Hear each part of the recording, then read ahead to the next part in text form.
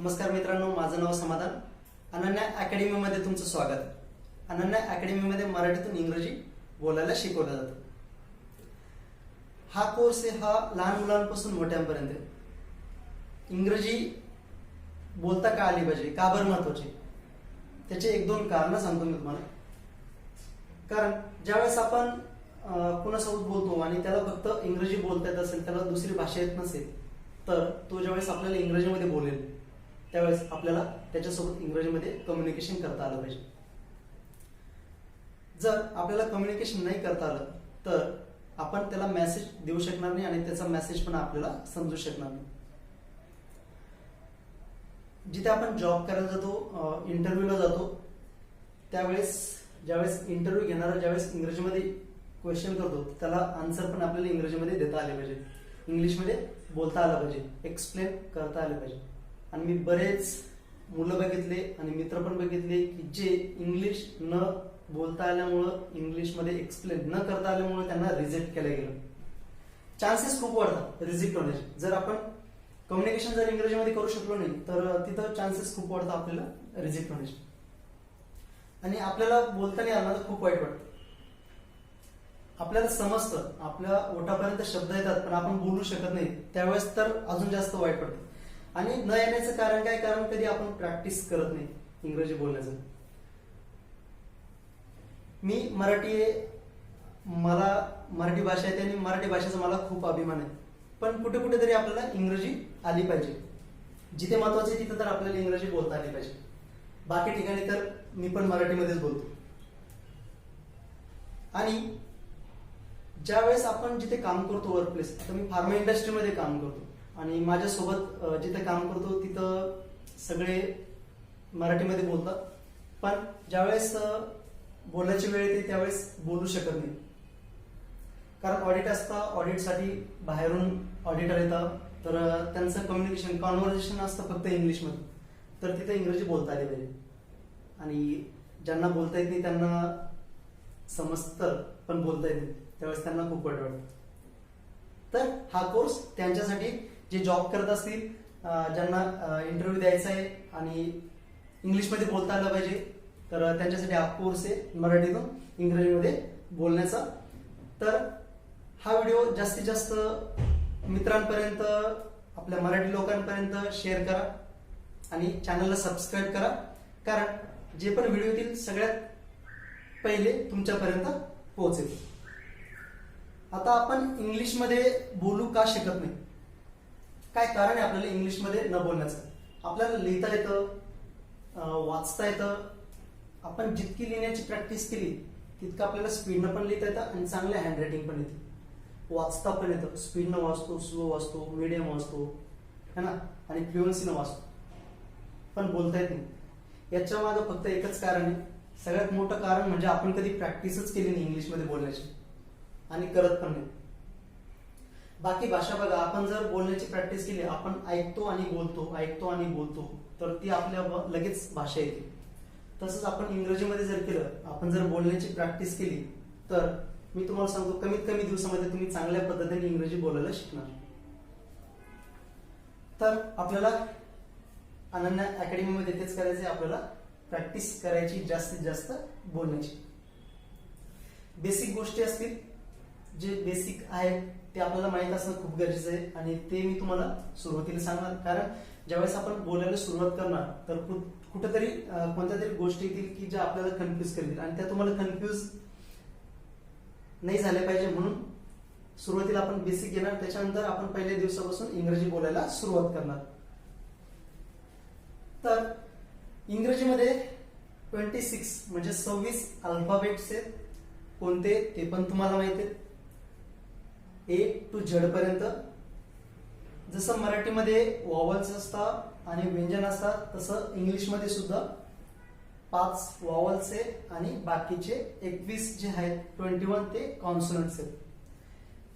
हे आपल्याला माहित असणं का बरं गरजेचं आहे? कारण ज्यावेळेस आपण बोलणार त्यावेळेस आपल्याला कुठंतरी ए वापरावं लागेल, कुठं ॲन वापरावं लागेल, कुठं त वापरावं लागेल. तर ते अच का वापरलं, ॲन का वापरलं, द का वापरलं, द ला दी का बरं म्हणलं, तर ह्या गोष्टी माहित असणं गरजेचं आहे. तर आपण तेवढं बघू. 26 अल्फाबेट आहे इंग्लिश मध्ये, त्याच्यामध्ये 5 वॉवल्स आहे आणि बाकीचे 21 जे आहेत ते कॉन्सोनंट्स म्हणजे व्यंजन. कोणते 26 अल्फाबेट्स आहे? A, B, C, D, E, F, G, H, I, J, K, L, M, N, O, P, Q, R, S, T, U, V, W, X, Y आणि झेड. आपले 26 अल्फाबेट्स आहे. A for apple, B for ball, C for cat, ही सगळ्यांना माहिती. आता याच्यामध्ये काय 5 vowels आहे. जसं मी तुम्हाला याच्या अगोदर सांगितलं की कुठं आपल्याला ए वापरायचं आहे, कुठं एन वापरायचं आहे, कुठं द वापरायचं आहे आणि द चा उच्चार कुठं दी करायचं आहे. त्याच्यासाठी आपल्याला वॉवल्स आणि कॉन्सोनंट्स माहित असणं गरजेचं आहे. तर कोणते 5 वॉवल्स याच्यामध्ये? याच्यामध्ये ए, ई, आय, ओ आणि यू हे आपले वॉवल्स. वॉवल्स म्हणजे स्वर. आणि बाकीचे जे आहेत B, C, D, F, G, H, J, K, L, M, N, P, Q, R, S, T, V, W, X, Y, Z हे आपले कॉन्सोनंट्स आहेत. आता ए कुठं वापरायचं त्याला मी वाईप आउट करतो. ए कुठं वापरायचं? आपल्याला हे पण माहित असेल की जेव्हा शब्दाची सुरुवात ए, ई, आय, ओ, यू पासून होत असेल तर आपण एन वापरायचं. पण असं काही नाहीये. ज्या शब्दाची सुरुवात वॉवलच्या साऊंडने होत असेल, आवाजाने होत असेल, त्याच्याच समोर आपल्याला एनचा यूज करायचा आहे. आणि ज्या शब्दाची सुरुवात कॉन्सोनंटच्या आवाजाने म्हणजे व्यंजनाच्या आवाजाने होत असेल त्या शब्दाच्या समोर आपल्याला ए वापरायचे. ज्या शब्दाची सुरुवात वॉवलच्या साऊंडने होत असेल त्या शब्दाच्या समोर आपल्याला एनचा यूज करायचा आहे. आणि ज्या शब्दाची सुरुवात कॉन्सोनंट्सच्या साऊंडने होत असेल त्याच्या पुढे आपल्याला एचा वापर करायचा. एक्झाम्पल घ्यायचे. ऍपल. ऍपलची सुरुवात कशा होते? A, apple. तर त्याच्या पुढे आपण काय करणार? एन लावणार. An apple. Umbrella. A, umbrella. त्याच्या पुढे पण आपण an umbrella. Intelligent. E, intelligent. त्याच्या पुढे पण आपण एन लावणार. An intelligent.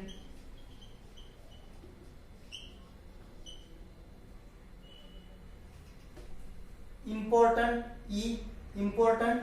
N important.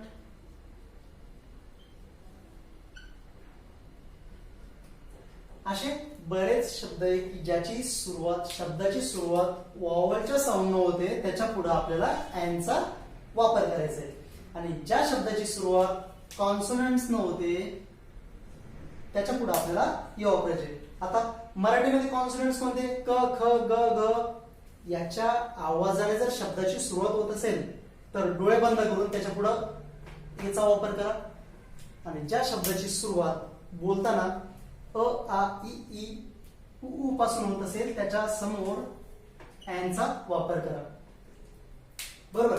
आता द. द केव्हा म्हणायचं आणि दी केव्हा म्हणायचं असंच.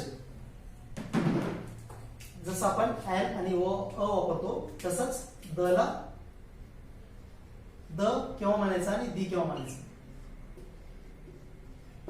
ज्या शब्दाची सुरुवात वॉवलच्या आवाजाने होते त्याच्या पुढं ज्यावेळेस आपण द लावतो तेव्हा त्याला दी म्हणायचं. ऍपल.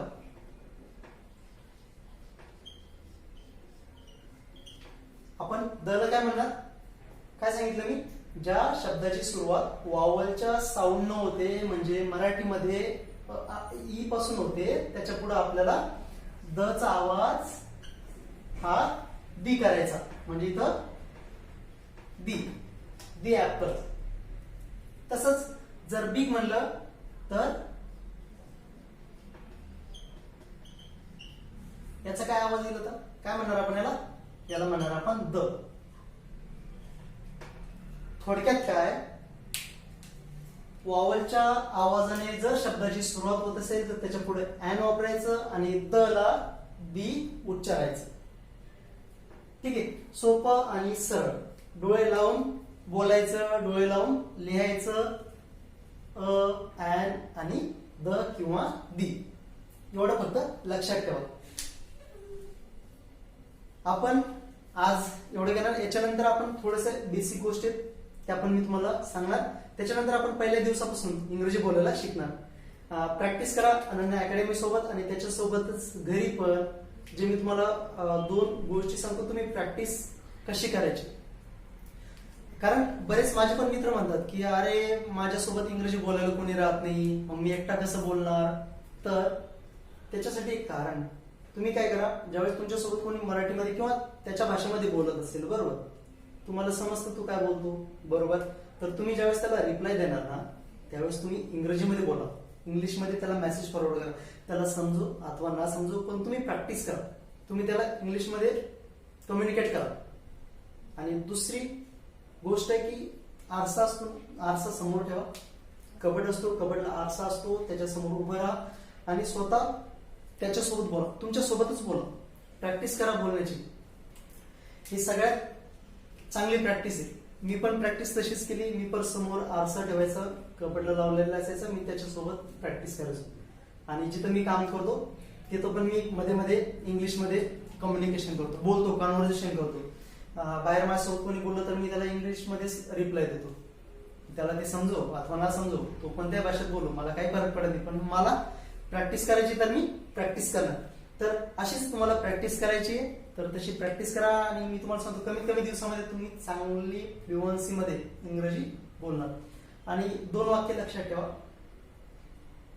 सुरुवात करा की मी इंग्रजी बोलू शकतो आणि मी इंग्रजी बोलणारच. ओके, चला, थँक्यू. आणि चॅनलला सबस्क्राईब करा आणि जास्तीत जास्त आपल्या मराठी लोकांपर्यंत